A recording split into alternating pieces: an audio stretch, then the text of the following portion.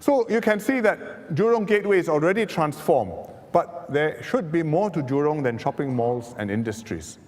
Jurong also includes the lakeside, the Chinese garden here, and the Japanese garden here. So I visited them in June on leave.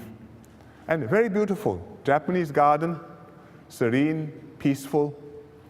There's a stone, I think it's a marble bridge, traditional design, links you across to the Chinese side, and this is the Chinese side with pretty pavilions and pagodas. So it's very nice, and yet I felt the last time I was here was nearly 30 years ago, and it looks about the same.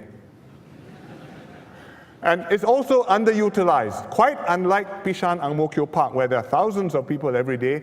This one, very few visitors. And I felt we could do so much more with the gardens. So I asked the planners to consider to bring it all together, to do a more ambitious transformation of the whole area. And the planners came back to me and said, yes, we've been thinking along the same lines. Here are some interesting ideas. Ideas for the garden, ideas for the living environment, ideas for the surrounding towns. You know where the Japanese garden is.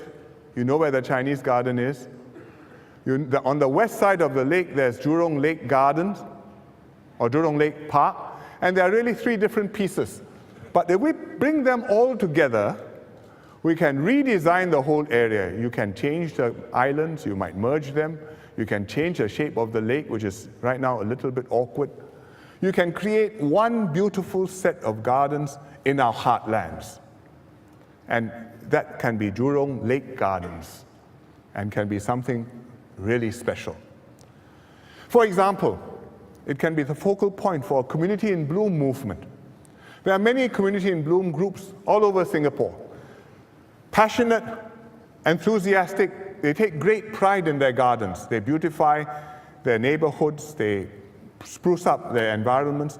They have spice gardens downstairs, fruit gardens, flower beds, and they submit outstanding entries to the Singapore Garden Festival.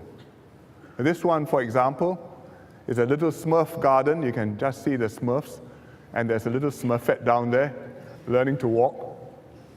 This is from previous years, but this year I have a picture. This is a winning entry from this year's Garden Festival, which is currently on.